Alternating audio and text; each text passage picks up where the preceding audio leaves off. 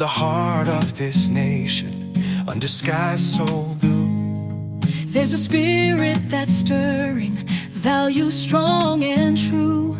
From the mountains to the prairies, from the cities to the sea, we stand for liberty, for faith and family. We're diving deep into the heart of what we believe.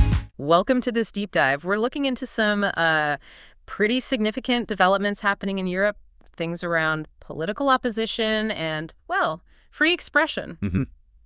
And our main source for this is an analysis from the Heritage Foundation, right? Yeah. It lays out a specific perspective. Exactly. And since you're keen on understanding these, complex international dynamics and what they might mean, our goal today is really just to pull out the key arguments, the main events that this commentary presents. Just to give a clear understanding of the situation as they portray it. Right. So, okay, let's get started. The piece begins by looking at how Europe reacted to Donald Trump's election. Yeah, it does. And the commentary, it points to a really distinct split in that initial reaction. Oh, so? Well, according to the source, the left in Europe reacted with what the piece calls outright fear. The center-right showed more like wary apprehension. Okay. But then the resurgent sovereigntist, right, as they term it, apparently greeted Trump's election with open elation. Right, quite a range there. And the commentary argues that this split, this initial reaction, has now kind of evolved into a strategic response from the left and the center-right. Mm-hmm. A move to counter these surging populists, as the source puts it. And this is where it gets really interesting, because the source claims these strategies rely heavily on two things, what they call lawfare and censorship. That really is the core argument they're making. The commentary even draws a comparison to the U.S., saying the American left failed horribly using these tactics against Trump in 2024. Mm-hmm. But the source suggests the idea of defending liberty might be, well, less entrenched in the minds of European voters, maybe more open to these kinds of tactics. That's quite a statement, isn't it? Let's dive into the specifics then. These instances of lawfare the commentary talks about. First up, France. Marine Le Pen. Yes. The piece notes that French courts convicted Marine Le Pen on embezzlement charges. Charges she denies, it should be said. And the consequence, reportedly, is she's barred from running for president in 2027. The commentary frames this very clearly as, using the judicial system for political goals. A strategic legal move. And then there's Germany, which seems like a really key example for the source. Definitely.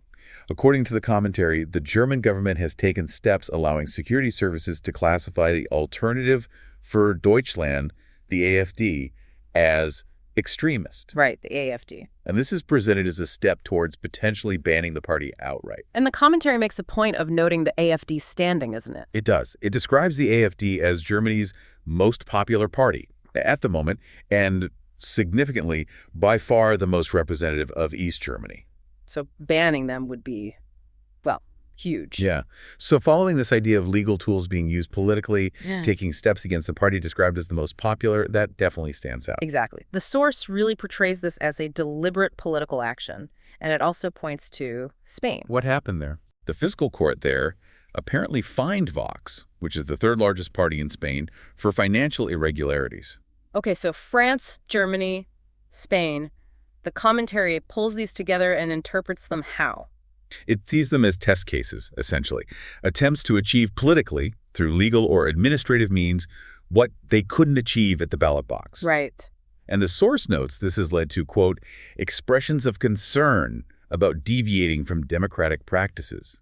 It really raises questions about how different political systems interpret and apply things like the rule of law. Mm-hmm. It's applying pressure through non-electoral means, according to this view. Precisely. And linking this to the bigger picture, the source also brings in reactions from the U.S., specifically about Germany's actions against the AfD. Yes, I saw that. It mentions Vice President J.D. Vance, Secretary of State Marco Rubio, and Elon Musk all expressing concern. Yeah, Rubio, for example, is quoted from X. He called the surveillance of political opposition tyranny in disguise. And he also criticized Germany's immigration policies in the same context. And Vance's reaction, according to the source, was that bureaucrats try to destroy the AfD. Pretty blunt. Wow. Even Reuters is mentioned, describing the Le Pen ruling in France as seismic. Right, and likely to fuel global tensions over judicial efforts to police politics and, potentially worsen anger among right-wing leaders globally. So it's not just the legal challenges to lawfare. The commentary argues censorship is the other main tactic, usually framed as fighting disinformation. Yeah, and the source is pretty critical here. It defines disinformation often as just being information unwelcome to those in power. A convenient label, perhaps? That's the implication. And the EU is portrayed as really taking the lead in this area. Right. It mentions European Commission President Ursula von der Leyen and her goal to build societal immunity around information manipulation. And her preferred method, according to the commentary, is pre-bunking. Pre-bunking. Like debunking, but before. Exactly. The analogy used is vaccination, trying to inoculate people against certain narratives before they spread, rather than just correcting false information after the fact. Which I suppose raises the question of who decides what narratives need pre-bunking, right? That's the underlying concern, yes. And the commentary specifically points to the Digital Services Act, the DSA, calling it the EU's censorship tool. Okay, the DSA. How does that work, according to the source? Well, the piece argues it aims to restrict online debate through content moderation. It even quotes von der Leyen telling Politico about the EU's commitment to enforcing the DSA. And they are enforcing it. Apparently so. The commentary mentions actions taken against platforms like TikTok, X, Apple, and Meta. So the suggestion is this could really limit online expression under the banner of content regulation. The commentary also brings Nina Jankowicz into this. She was briefly appointed to a role related to disinformation under Biden, wasn't she? That's right, the head of the short-lived Disinformation Governance Board. The source notes she's now become a vocal critic of U.S. freedom of expression. Really? How so? It says she urged the EU Parliament to, quote, stand firm against another autocracy, the United States of America. Wow. Predicting a Trump administration would try to roll back regulations like the DSA. Exactly. It's presented as quite a turnaround, someone involved in U.S. policy now advocating for Europe to hold the line against potential U.S. pressure. So all of this, the lawfare concerns, the censorship worries, it builds towards a pretty significant question about alliances, doesn't it? It does. The commentary brings back that quote from VP Vance, reminding people that the NATO alliance is based on common values. Right. And the core concern raised is, if these values, especially around free speech and how you treat political opposition, start to seriously diverge between the U.S. and Europe, well, will the alliance suffer? That's a heavy question. Does the source see this playing out differently across Europe itself? It offers a bit of nuance there, yeah. It suggests Eastern Europe, because of its more recent history with tyranny, is generally more vigilant of losing liberty. Compared to Western Europe. Compared to Western Europe, where, the source argues, the welfare state might have led some people to be more willing, perhaps, to trade some freedom for, say, economic comfort or stability. An interesting distinction. And what about the parties on the right that were mentioned earlier, the ones who supposedly welcomed Trump's election? The commentary highlights that these parties, both in Western and Eastern Europe, generally want more sovereign independence, less EU interference. Especially on things like freedom of expression. Exactly. And that's why they're portrayed as welcoming Trump's election. There's even a quote from Marine Le Pen after his inauguration talking about the awakening of the old continent. Okay.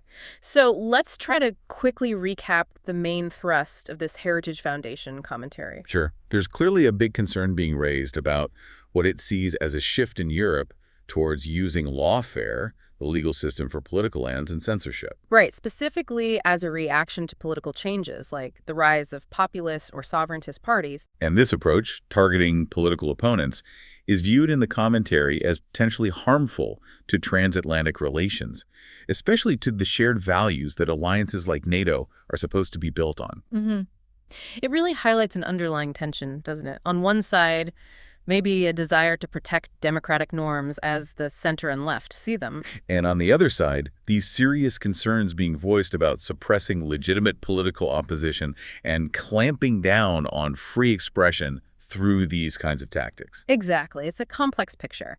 So maybe here's something for you to think about after listening to all this, based on the commentary we've discussed. Oh. Given these different historical backgrounds and political situations we've touched on, both within Europe and across the Atlantic, how should alliances navigate these potentially widening gaps in how democratic values are interpreted? Yeah, and specifically, that tricky balance between ensuring security or stability and protecting fundamental freedoms like speech and political dissent. It's a tough question, and certainly something worth mulling over as these situations continue to develop.